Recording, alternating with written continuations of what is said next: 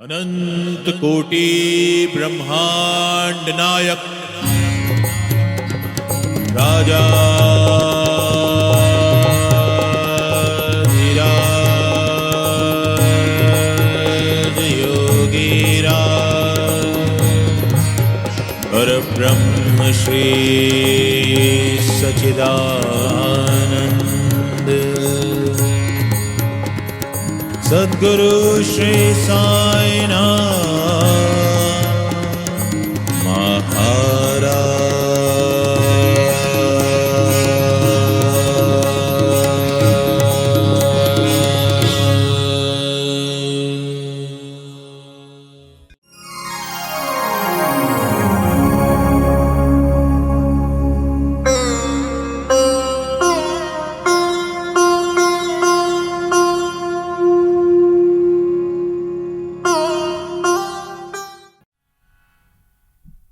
निर्मल होंगे प्राण आत्मा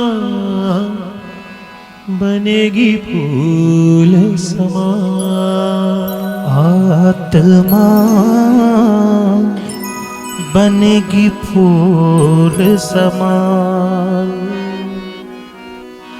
साईं नाम की बहती गंगा में कर ले तू स्नान। गंगा में कर ले तू स्नान। निर्मल होंगे प्राण आत्मा बनेगी फूल समान। साईं नाम की बहती गंगा में कर ले तू स्नान। धुल जाए सारे पाप तेरे, धुल जाए सारे पाप किए जा साईं नाम का जाप, टलेगी विपदा अपने आप। किए जा साईं नाम का जाप, टलेगी विपदा अपने आप। साईं नाम के चोले पर हो साईं नाम की छाप, किए जा साईं नाम का जाप, टलेगी विपदा अपने आप। किए जा साईं नाम का जाप, टलेगी विपदा अपने आप।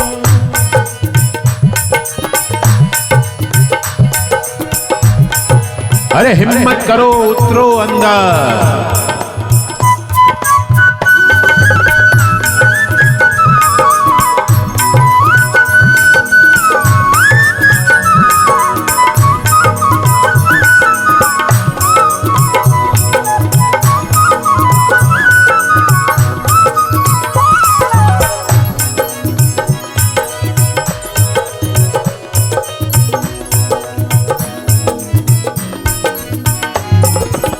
नींद में जो पल खोए वो पल काहे को है गिनता। वो पल काहे को है गिनता। अब भी कर ले साईं भजन तो मिट जाए हर चिंता तेरी, मिट जाए हर चिंता। नींद में जो पल खोए वो पल काहे को है गिनता। अब भी कर ले साईं भजन तो मिट जाए हर चिंता। बने न पश्चाताप ये जीवन, बने न पश्चाताप किए जा साईं नाम का जाप, टलेगी विपदा अपने आप। किए जा साईं नाम का जाप, टलेगी विपदा अपने आप।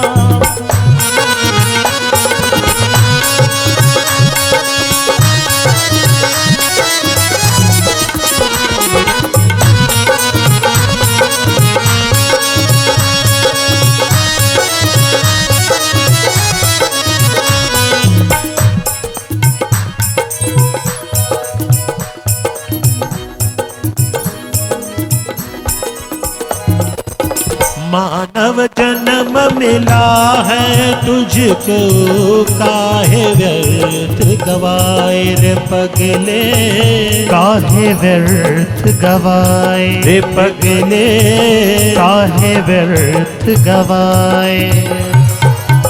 कोई न जाने प्राण पखेरू, कौन घड़ी उड़ जाए पखेरू।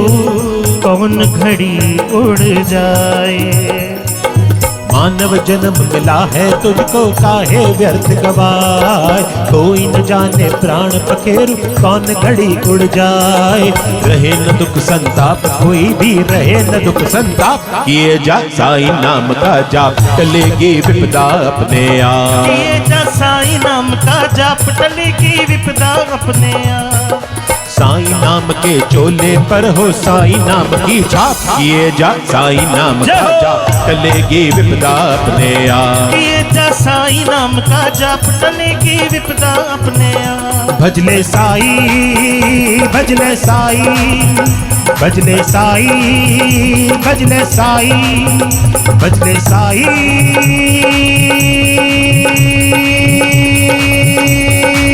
रे भजले साईं भजले साईं भजले साईं भजले साईं भजले साईं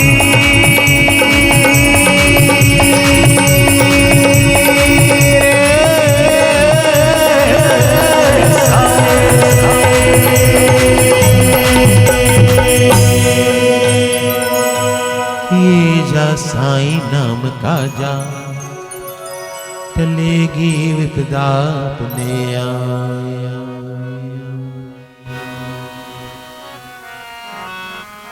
जिज्ञासु बनो ब्रह्मांड नायक अपने आप हाजिर हो जाएंगे। आपके ब्रह्मांड को सुरक्षित रखेंगे। जैसे बाबा ने किया 1910 की धनतेरस के दिन, बिल्कुल हीरो के जैसा काम किया बाबा ने। आप हिंदी फिल्मों को याद कर लीजिए, बाबा ने वो काम 1910 में कर दिया। नायक, ब्रह्मांड नायक, जो ब्रह्मांड में कहीं भी विचरण करता है और अपने बच्चों का ध्यान रखता है। तात्या और श्यामा बाबा के एक एक तरफ बैठे हुए थे। धूनी जल रही थी अपने प्रचंड वेग के साथ। अचानक दोनों देखते हैं कि बाबा ने अपना हाथ धूनी में डाल दिया है, धधकती हुई जलती हुई धूनी में। और बाबा ऐसा कर रहे थे जैसे मानो किसी को उसके अंदर से खींच करके निकाल रहे हो। उधर बाबा किसी को खींच करके निकालने का क्रम कर रहे थे। यहां तात्या और श्यामा ने बाबा को पकड़ करके उनका हाथ धूनी में से निकालने की कोशिश की, लेकिन कोई सफलता नहीं मिली जब तक बाबा ने स्वयं अपनी उस क्रिया को खत्म ना कर दिया। बाबा अचानक किसी और लोक में चले गए थे। ये दोनों बाबा को झंझोड़ रहे थे कि बाबा ये तुमने क्या किया। बाबा का हाथ पूरा झुलस गया था, जल गया था। बाबा ने कहा यहां से कुछ दूर एक लोहारन मेरी भक्त अपने बच्चे को अपने कांख में बांध करके भट्टी धौंक रही थी। भट्टी धौंकते धौंकते उसको ख्याल ही नहीं रहा कि कब उसकी कांख से वो बच्चा गिर करके भट्टी की आग में गिर गया। मेरी भक्त, मैं कैसे उस बच्चे को उस आग में जल जाने देता। मैं तो बस उस आग में हाथ डाल करके उसके बच्चे को बचा रहा था। कुछ दिनों बाद वो लोहारन शिरडी आई और उसने ये किस्सा सबको सुनाया कि कैसे उसका बच्चा भट्टी की आग में गिर गया था और न जाने कैसे किसी ने मानो उसको बाहर निकाल लिया। ये नायक है जो अपनी परवाह नहीं करता और अपने भक्तों के लिए अपने शरीर पर कष्ट ले लेता है। बच्चों की कर देखभाल साईं, बच्चों का कर ध्यान, बच्चों की कर देखभाल साईं, बच्चों का कर ध्यान। बच्चे आखिर बच्चे हैं, तू साईं दीन दयाल। बच्चे आखिर बच्चे हैं, तू साईं दीन दयाल। साईं दीन दयाल, तू साईं दीन दयाल। बाबा मेरी रक्षा करना साईं, मेरी रक्षा करना बाबा, मेरी रक्षा करना साईं, मेरी रक्षा करना बाबा। मेरे संग संग रहना साईं, संग हरदम रहना बाबा। मेरी रक्षा करना साईं, मेरी रक्षा करना।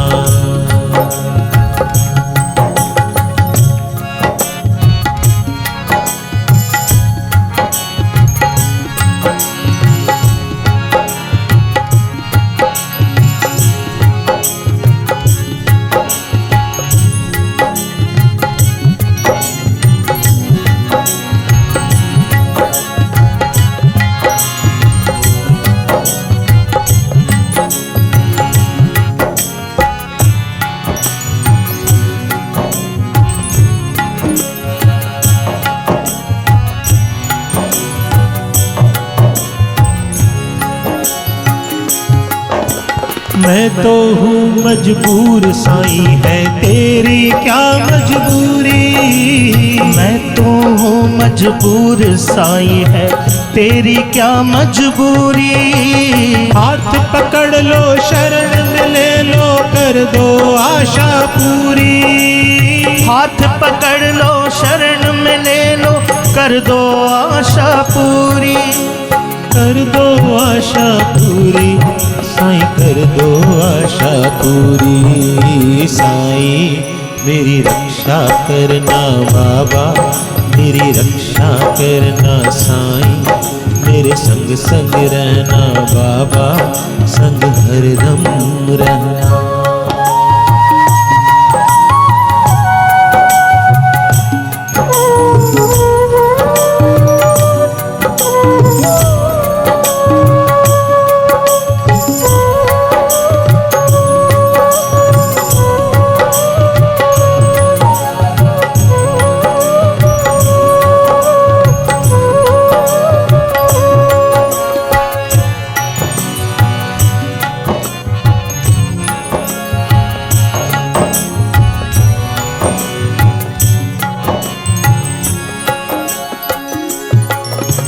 मुझसा कोई पापी तेरे दर पे न आया होगा। मुझसा कोई पापी तेरे दर पे न आया होगा। और जो आया होगा खाली लौटाया न होगा। और जो आया होगा खाली लौटाया न होगा। लौटाया न होगा साईं, लौटाया न होगा। बाबा मेरी रक्षा करना साईं, मेरी रक्षा करना बाबा। मेरे संग संग रहना साईं, संग हरदम रहना।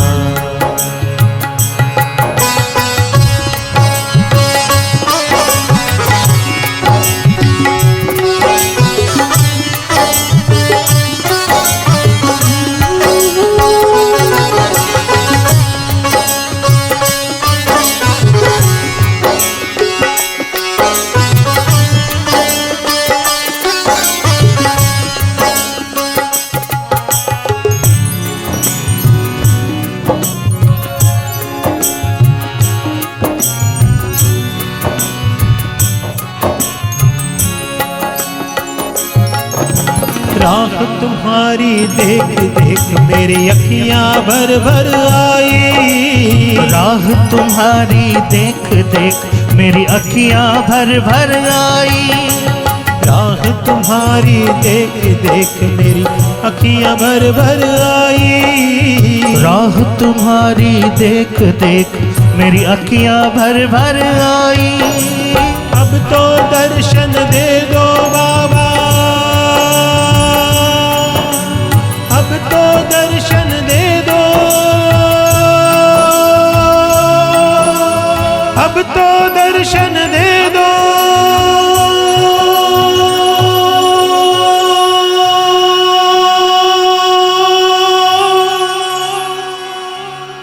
अब तो दर्शन दे दो साईं, अब तो दर्शन दे दो। बाबा मेरी रक्षा करना साईं, मेरी रक्षा करना।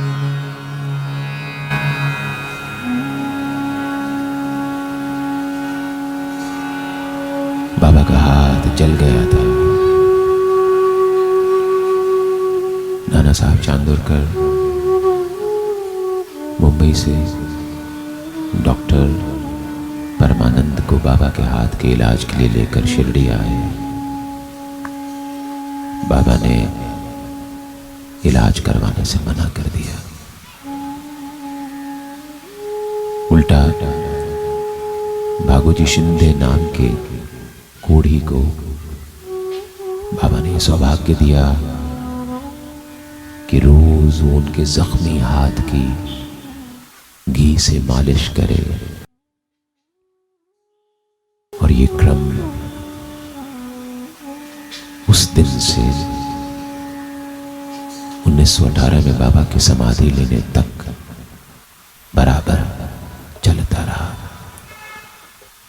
भागोजी शिंदे बाबा के जख्म पर घी से मालिश करता और बाद में उसमें पट्टी बांध देता।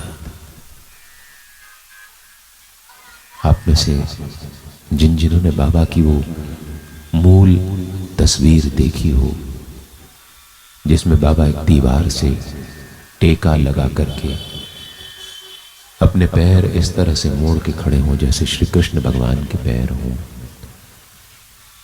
उसमें आप बाबा का दाहिना हाथ देखिएगा, यहां पर आपको पट्टी बंधे हुए दिखेगी। वही एक चित्र है बाबा का मूल चित्र जिसमें बाबा के हाथ पर पट्टी बंधे हुए दिखती है।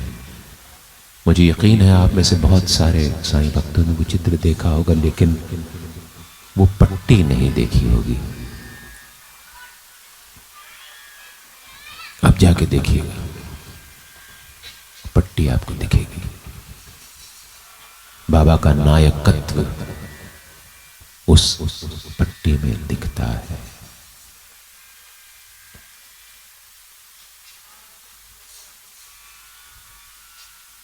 ये ऐसा संत है जो एक जन्म तो क्या जन्म जन्म तक आपका साथ नहीं छोड़ता, आपको दुर्घटनाओं से बचा लेगा, आपको गलत निर्णय लेने से भी रोकता है। श्री साईं सच्चरित्र में बड़ा सुंदर किस्सा आता है दामू अन्ना कासार का। आप में से जो भी अब तक बाबा के बुलावे पर शिरडी गए हों, उन्होंने देखा होगा कि मस्जिद माई की छत पर 2 ध्वज फहराए जाते हैं। हर रामनवमी को वो ध्वज बदले जाते हैं, एक हरा और एक नारंगी रंग का ध्वज है। जो नारंगी रंग का ध्वज है वो नाना साहब निमोण करके वंशज आज भी वहां पर देते हैं, और जो हरा ध्वज है वो इन्हीं दामू अन्ना कासार के वंशज प्रत्येक रामनवमी को वहां भिजवाते हैं, और वो ध्वज दोनों रामनवमी पर वहां फहराए जाते हैं। उन्हीं दामू अन्ना कासार की बात हो रही है। दामू अन्ना कासार बहुत धनी व्यक्ति थे, व्यवसायी थे, बहुत पैसा उनके पास था, लेकिन 3 शादियां करने के बाद भी उनको संतान सुख नहीं था। तमाम ज्योतिषियों को दिखा दिया, कुंडली दिखा दी, लेकिन संतान सुख उनको नहीं मिला। बाबा की शरण में तो थे ही, आए। एक दिन एक बड़ी विचित्र लीला हुई। बाबा को राले के मामलतदार ने, जो बंदोबस्त अधिकारी थे, उन्होंने आम की पेटियां भिजवाई। बाबा ने वो आम की पेटियां सब भक्तों में बंटवा दी और 3 आम निकाल करके साइड में रख दिए। दामू अन्ना कासार आए और बाबा ने वो 3 आम की तरफ इशारा करके श्यामा से कहा कि दे दो इसको और मरने दो।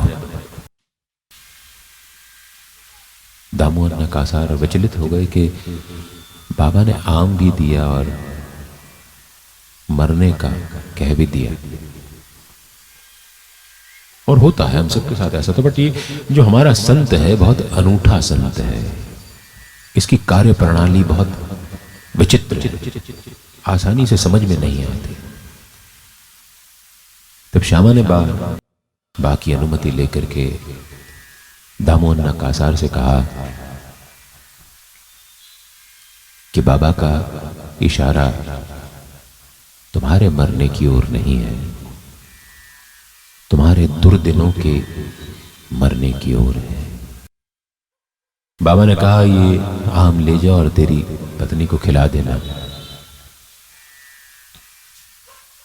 और बाबा के आशीर्वाद से उन आमों को खाने के बाद दामू अन्ना कासार को संतति प्राप्त हुई और कई सारी संतानों ने उनके घर जन्म लिया। जो आधा अधूरा साहित्य उपलब्ध है उसके अनुसार उनकी कुछ संतानें पैदा होते ही चल बसी और कुछ संतानें बहुत लंबे समय तक जी। इन्हीं दामू अन्ना कासार को एक बार एक व्यवसाय करने की सूझी। उनके दोस्त ने उनसे कहा कि इस साल हम अनाज का सौदा करते हैं और अनाज की पैदावार कम है। हम लोग जो भी अनाज रखेंगे उसको बचा करके बेचेंगे और इसमें हमको 2 लाख रुपए का फायदा होगा।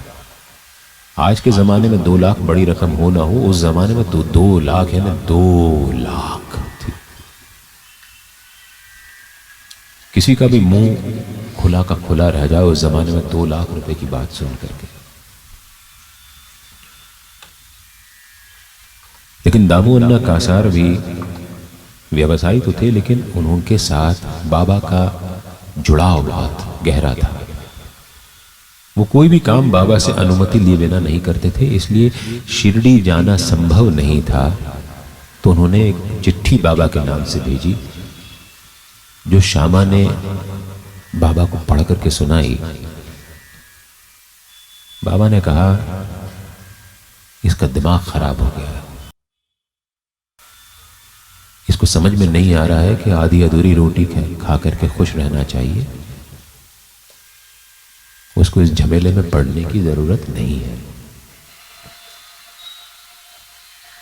श्यामा ने यही जवाब लिख करके दामू अन्ना कासार को भेज दिया,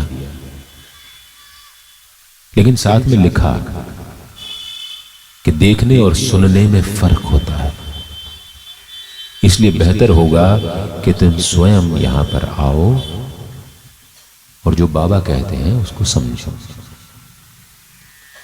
वो आए, बाबा ने मना कर दिया। और विधि का विधान देखिए कि जिस दोस्त ने उनको ये प्रपोजल दिया था, ये आइडिया दिया था, ये प्रलोभन दिया था, उसने वो सौदा किया और उसको लाखों रुपयों का नुकसान हो गया। और बाबा की बात मानने से दामू अन्ना कासार को वो नुकसान नहीं हुआ। वैसा ही उनको एक बार रुई के सौदे का दिमाग में ख्याल आया। बाबा ने फिर मना कर दिया। उन्होंने वो सौदा नहीं किया।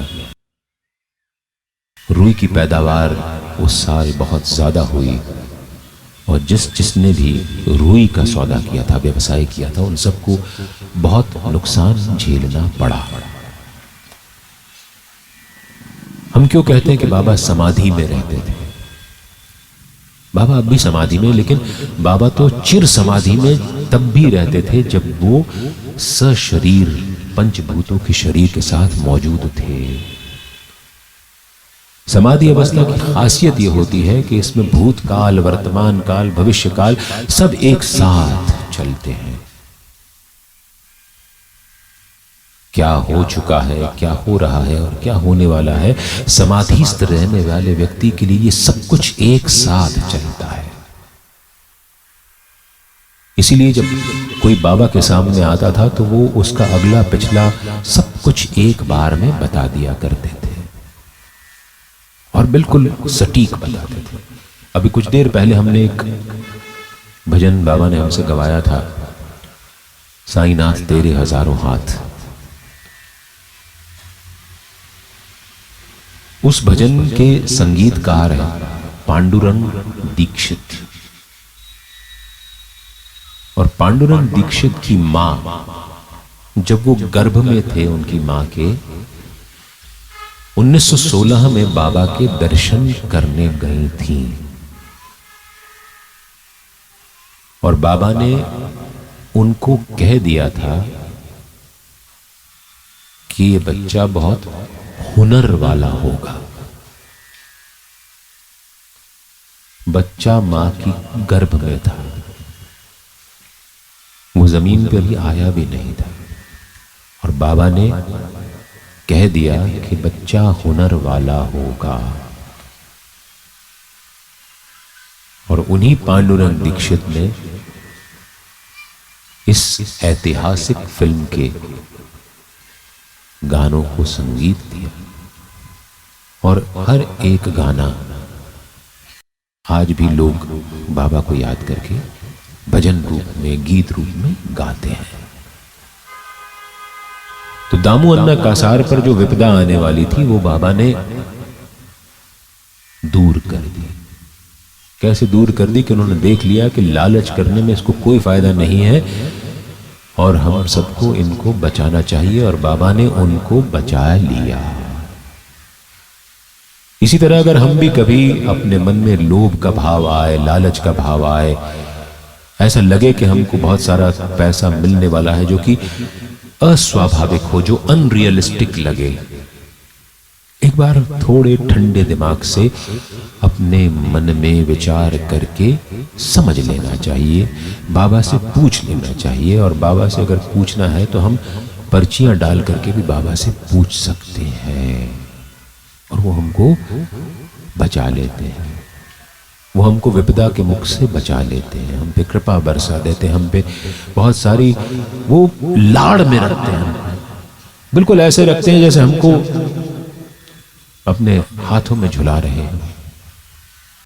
विपदा मिटाने वाले, कृपा बरसाने वाले, बाबा तेरी जय होवे, तेरी जय होवे। विपदा मिटाने वाले, कृपा बरसाने वाले, बाबा तेरी जय होवे, तेरी जय होवे। जय होवे तेरी जय होवे, जय होवे तेरी जय होवे, जय होवे तेरी जय होवे, जय होवे तेरी जय होवे।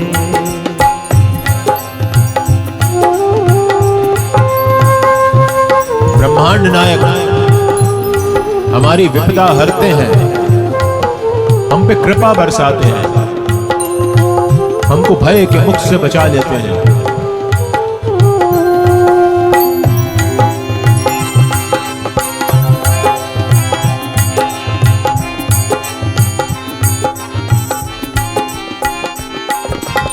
तेरी महिमा कैसे मैं गाऊं,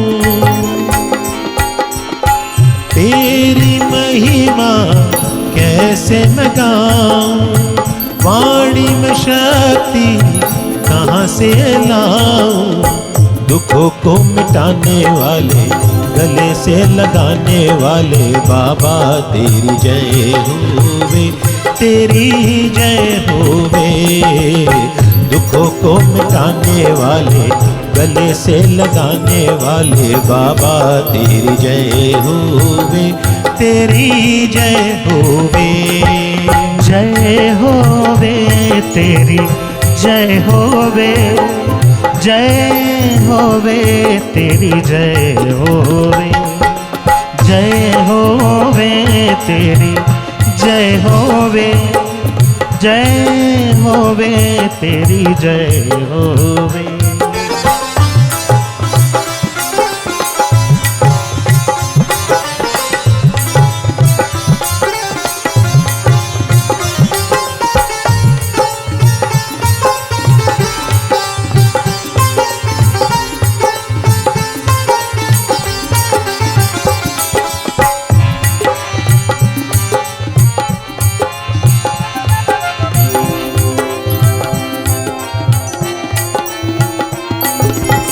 रिद्धि सिद्धि के तुम दाता, रिद्धि सिद्धि के तुम दाता, भक्ति के सागर ज्ञान प्रदाता, गिरत को उठाने वाले दुखों को मिटाने वाले बाबा तेरी जय होवे, तेरी जय होवे, गिरतों को उठाने वाले दुखों को मिटाने वाले बाबा तेरी जय होवे, तेरी जय होवे, जय होवे तेरी जय होवे, जय होवे तेरी जय होवे, जय होवे तेरी जय होवे, जय होवे तेरी जय होवे।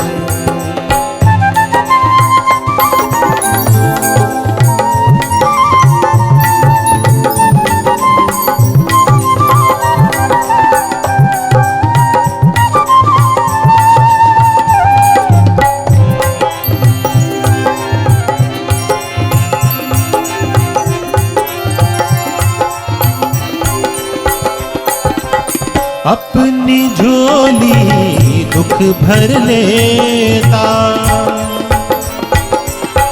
अपनी झोली दुख भर लेता, भक्तों को सुख से भर लेता, सुखों को बढ़ाने वाले दुखों को मिटाने वाले बाबा तेरी जय होवे, तेरी जय होवे, सुखों को बढ़ाने वाले दुखों को मिटाने वाले बाबा तेरी जय होवे, तेरी जय होवे, जय होवे तेरी जय होवे, जय होवे तेरी जय होवे, जय होवे तेरी जय होवे, जय होवे तेरी जय होवे।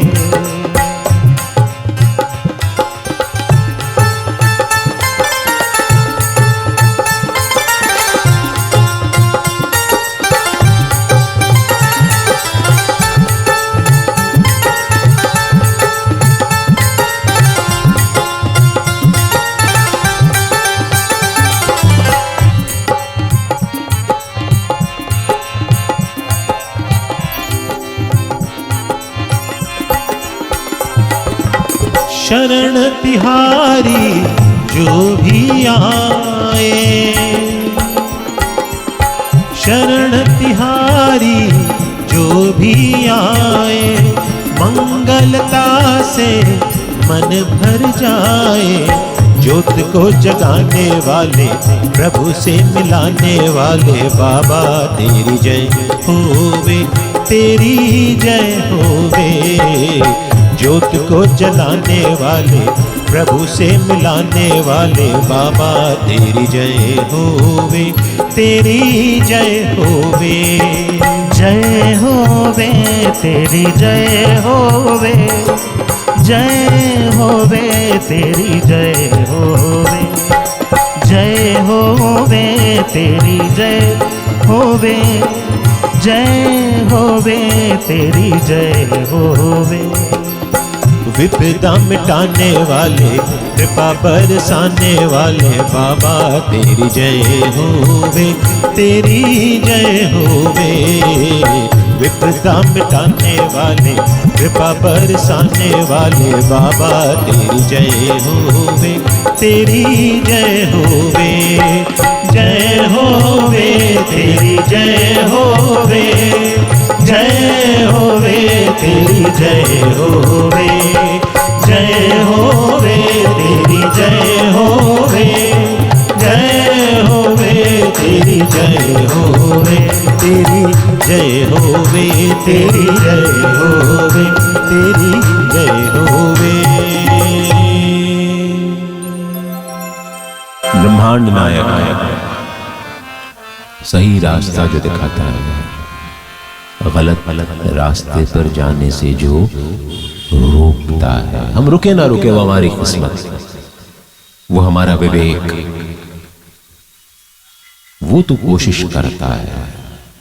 बाप नहीं मानो तो आपकी जिम्मेदारी, उसको थोड़ी दोष दे सकते हैं। वो तो अपना काम करता रहता है, समझाता रहता है, कहता है सचेत हो जाओ, चेत जाओ, जाग जाओ, संभल जाओ, समझ जाओ। हम ही तो नहीं सुनते। बाद में क्या हाथ आता है? कुछ आंसू, कुछ दुख। उसको भी वो बेचारा दूर करने की कोशिश करता है, आंसू भी पोंछता है, सब करता है। थोड़ा मान लो यार उसकी बात, सुन लो, ठहर जाओ।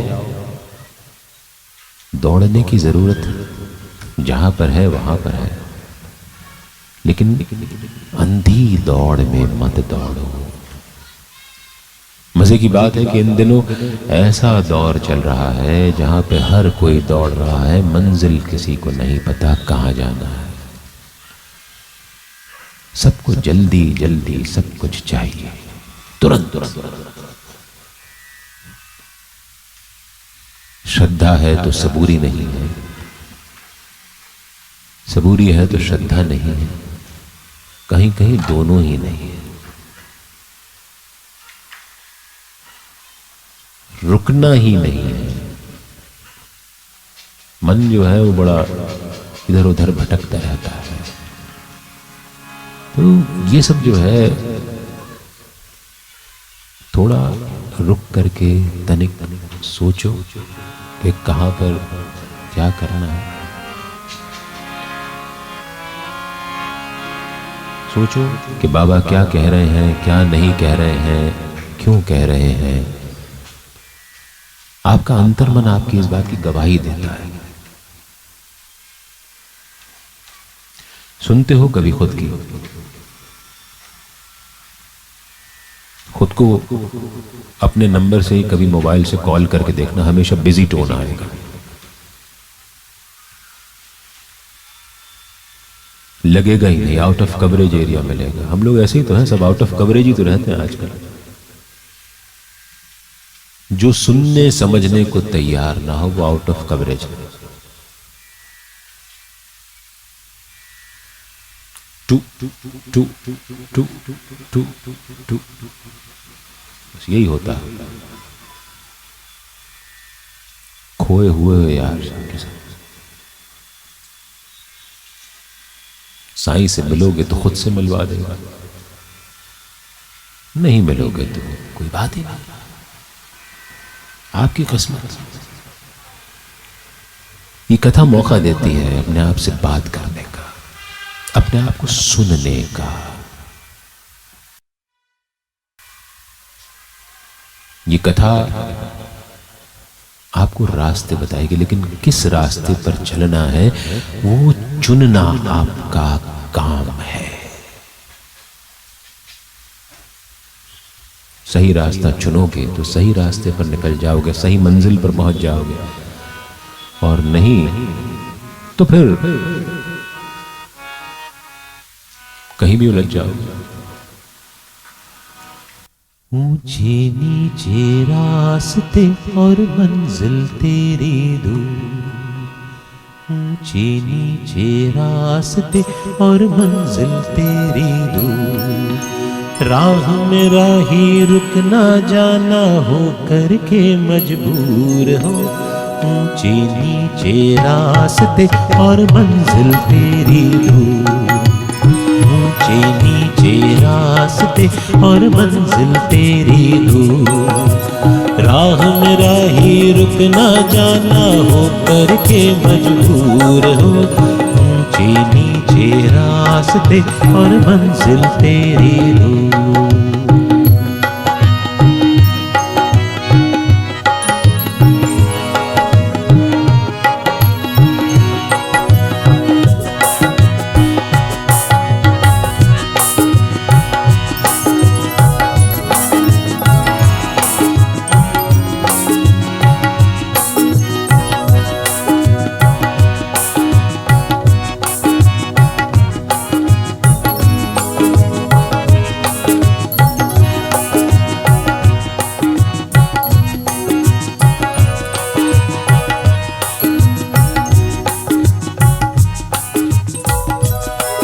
ये हमारी जिंदगी एक लंबा सफर ही तो है, चलते हैं जिस पे हम अनजानी डगर ही तो है। देख संभलना, बच के निकलना, दो ही चलते बच के आगे हो जाते हैं चूर हो। ऊंचे नीचे रास्ते और मंजिल तेरी दूर, ऊंचे नीचे रास्ते और मंजिल तेरी दूर।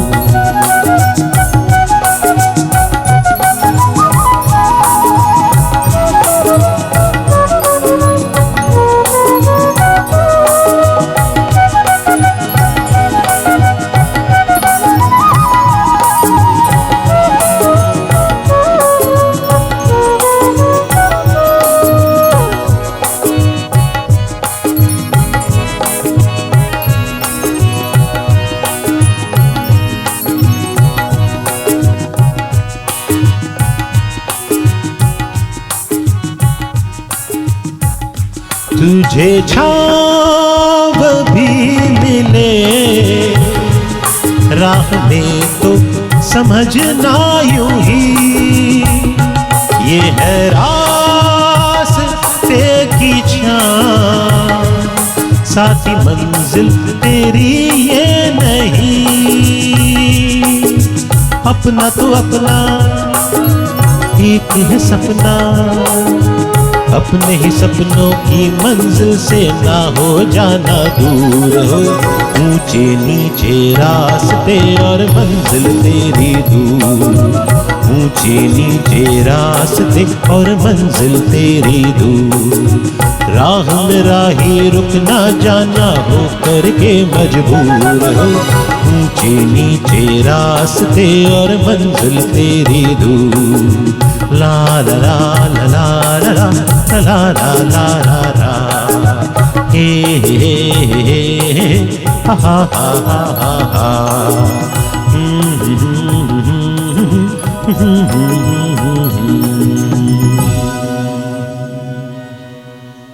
ऊंचे नीचे रास्ते और मंजिल तेरी दूर।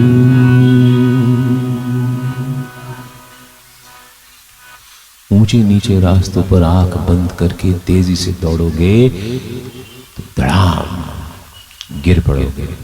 मेरे पास रिक्वेस्ट आई है कि यदि आप कथा का समय आज 9:30 तक कर दें।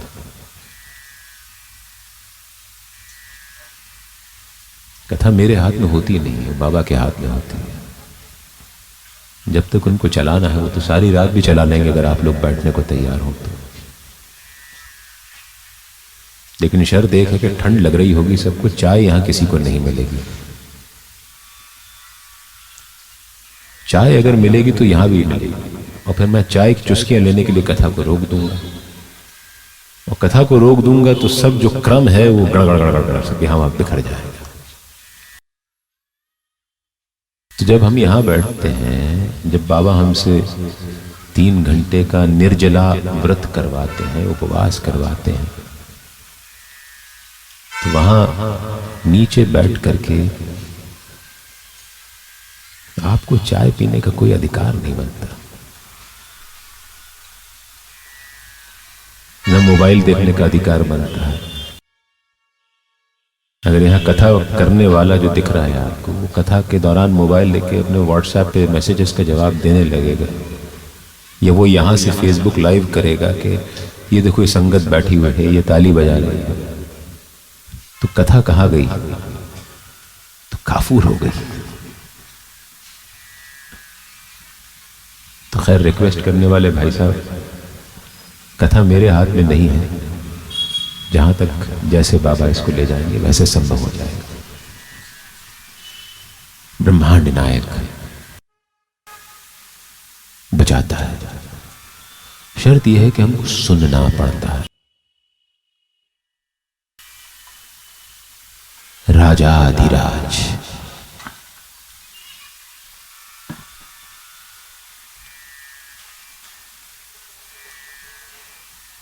साईं ऐसा राजाधिराज है जिसके दर पे चाहे वो छोटे से छोटा आदमी हो, बड़े से बड़ा व्यवसायी हो, कारोबारी हो, सब आकर के उसके दर पे शीश झुकाते हैं।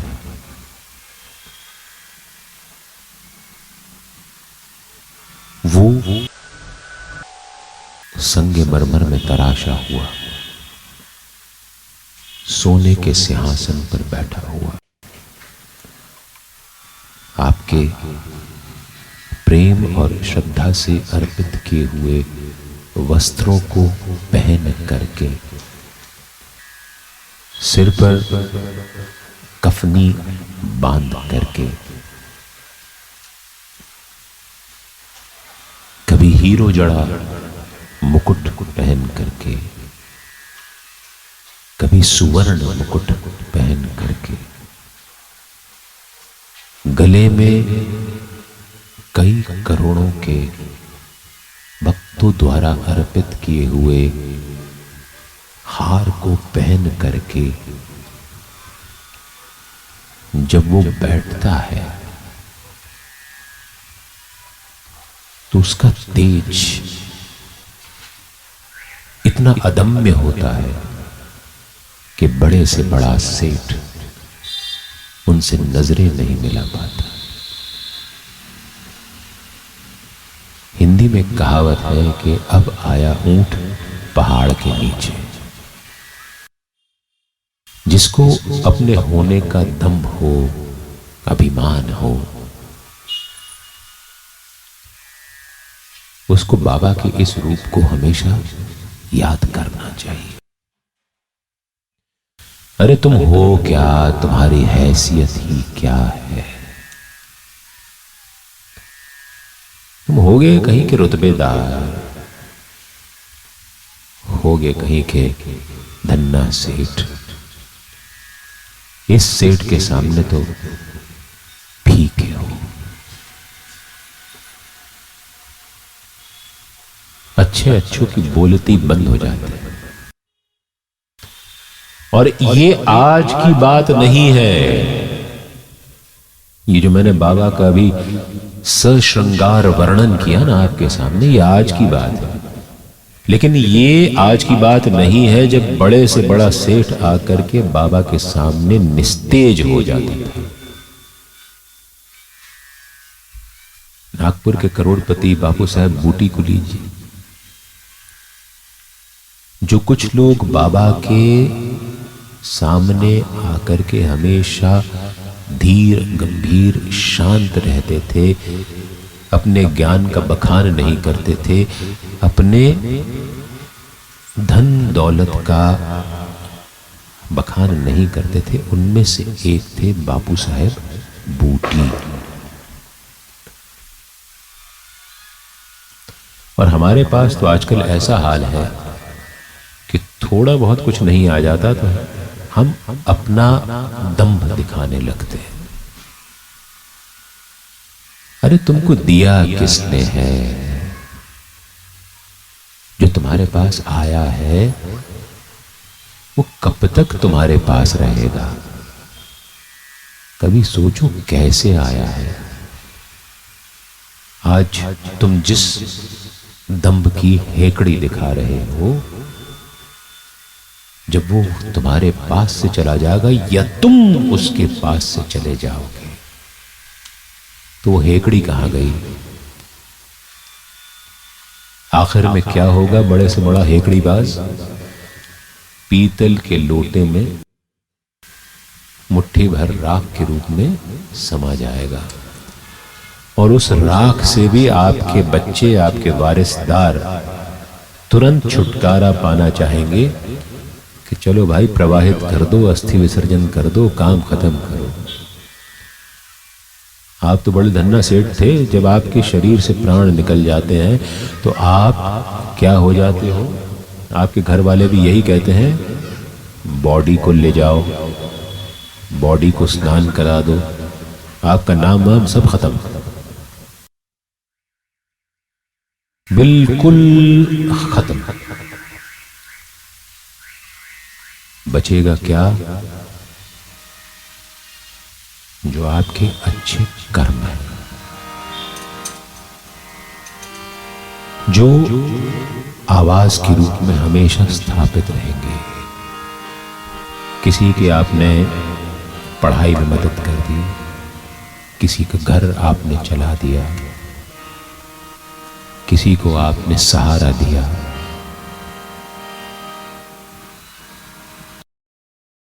वक्त के सितम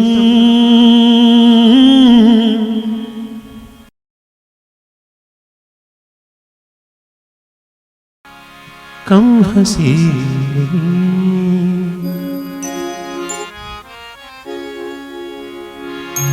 आज है यहाँ,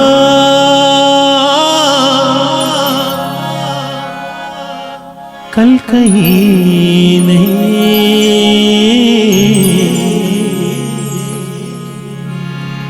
वक्त का सिरा अगर फिर मिले कहीं, नाम गुम जाएगा,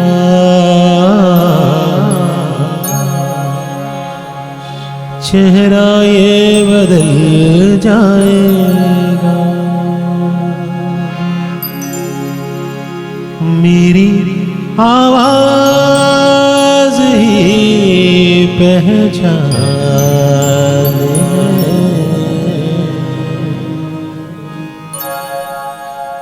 हर याद रहे, नाम गुम जाएगा, चेहरा ये बदल जाएगा। मेरी आवाज ही पहचान है, घर याद रहे।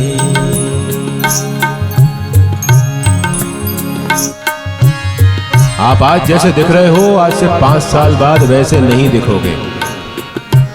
दिखोगे भी कि नहीं, इसका पता है किसी को? जो आज आपके पास है वो कल रहेगा या नहीं आपको पता नहीं है। कोई शर्तिया कह सकता है? इसलिए याद रखो कि ये हेकड़ी कभी किसी के काम नहीं आई है।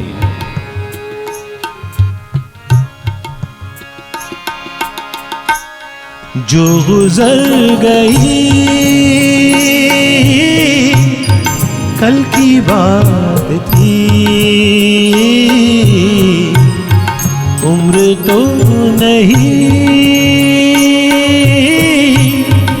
एक रात थी, रात का सागर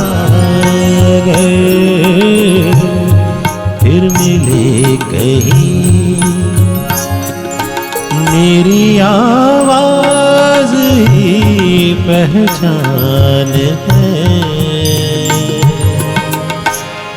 हर याद रहे हो नाम गुम जाएगा, चेहरा ये बदल जाएगा, मेरी आवाज ही पहचान है।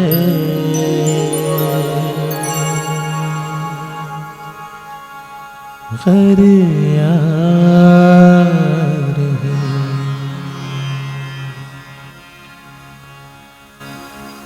तो अभिमान मत करना। अभिमान एक लोटे के बराबर होता है जो उड़ जाता है, बिखर जाता है।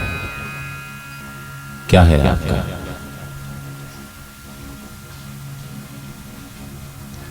इसीलिए हमेशा ऊपर वाले का ख्याल करते रहना चाहिए, उन लोगों का ख्याल करते रहना चाहिए। आप खुद देख लीजिए अपने शहर में आज से 20 साल 50 साल पहले जो आपके नगर सेठ कहे जाते थे वो आज कहां पर हैं? याद करिए कि जो लोग कुछ सालों पहले आपसे बहुत आगे हुआ करते थे वो आज कहां पर हैं? कोविड का वक्त याद कीजिए जब कितना ही रसूखदार इंसान हो, कितना ही पैसे वाला व्यक्ति हो, अगर ऑक्सीजन नहीं मिलनी थी तो नहीं मिली, उसने स्ट्रेचर पर दम तोड़ दिया, घर में दम तोड़ दिया। कितने सारे लोगों के बारे में हमने सुना कि उनको आज कोविड हुआ है और शाम तक के खेल खत्म। समय समय समय पर समय समय पर हमको ये एहसास दिलाता रहे कि अपनी औकात में रहो, अपनी औकात कभी मत भूलो। तुम हाड़ मास के पुतले हो। यदि तुम्हारे पूर्व जन्मों के कर्मों से, तुम्हारे माता पिता के दिए हुए संस्कारों से, तुम्हारी कड़ी मेहनत से तुमको कुछ हासिल हो गया है तो उसका अभिमान मत करना कभी। हमेशा बाबा से यही कहना कि जैसे चाहे वैसे हालात में तू रखना, जैसे चाहे वैसे हालात में तू रखना, मुझे मेरे साई तू औकात में ही रखना, मुझे मेरे साई तू औकात में ही रखना। जैसे चाहे वैसे हालात में तू रखना, जैसे चाहे वैसे हालात में तू रखना, मुझे मेरे साई तू औकात में ही रखना, मुझे मेरे साई तू औकात में ही रखना। औकात में ही रखना, औकात में ही रखना, मुझे मेरे साई तू औकात में ही रखना, औकात में ही रखना, औकात में ही रखना, मुझे मेरे साई तू औकात में ही रखना।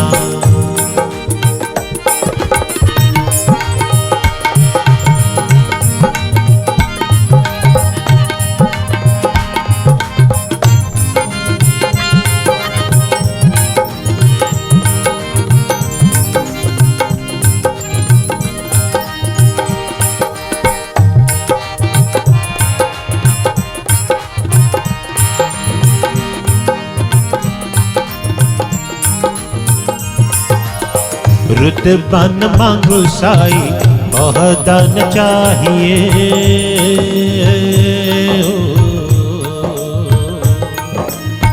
रुतबा न मांगो साई ओहदा न चाहिए, रहूं मैं दीवाना तेरा इतना ही चाहिए, रहूं मैं दीवाना तेरा इतना ही चाहिए। मुझे सेवादारों की, मुझे सेवादारों की जमात में तू रखना, मुझे मेरे साई तू औकात में ही रखना, मुझे मेरे साई तू औकात में ही रखना, औकात में ही रखना, औकात में ही रखना।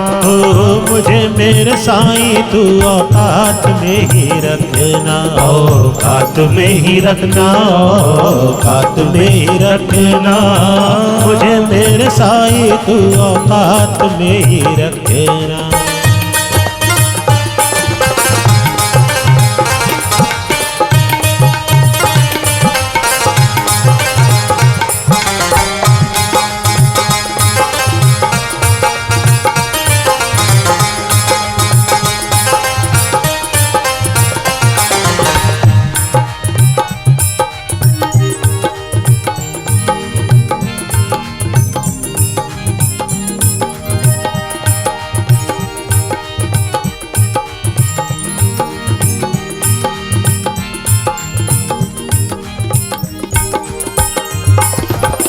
हर वेले साईं तेरा शुक्र मनाऊं मैं,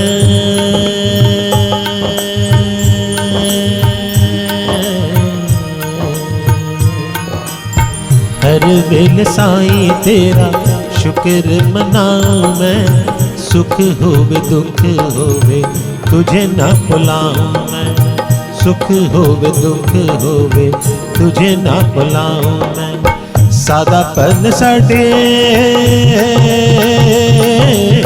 साडापन साडे जज्बात विच रखी मैनू, मैनू मेरे साई तू औकात विच रखी, मैनू मेरे साई तू औकात विच रखी, औकात विच रखी, औकात विच रखी, मैनू मेरे साई तू औकात विच रखी, औकात विच रखी, औकात विच रखी।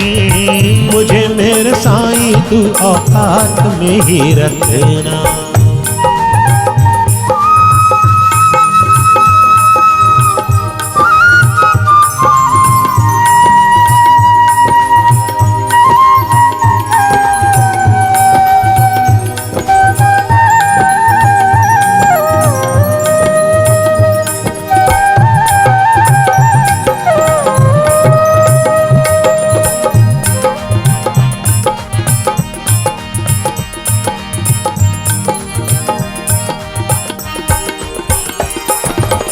हक और हलाल वाली रूखी सूखी खाऊं मैं,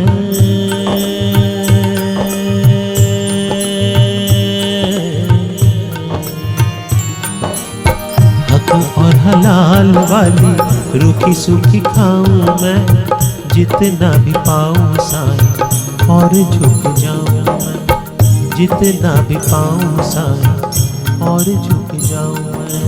बाबा के पास से ज्यादा किसी के पास क्या होगा।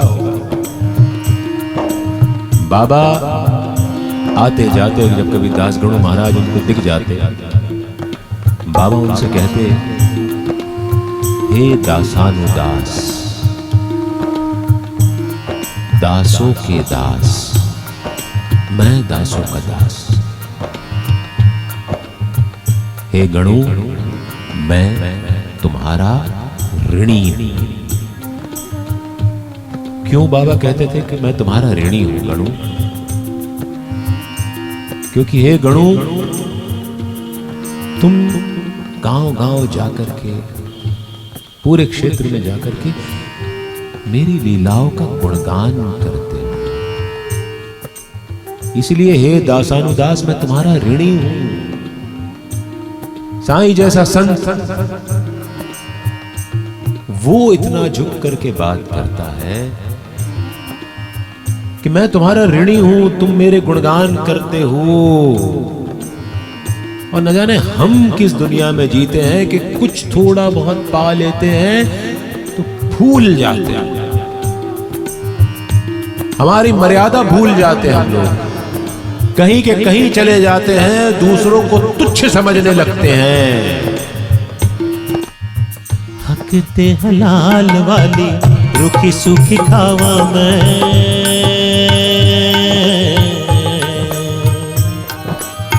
हक ते हलाल वाली रूखी सूखी खावा मैं, जितना भी पावा साईं और झुक जावा मैं, जितना भी पावा साईं और झुक जावा मैं।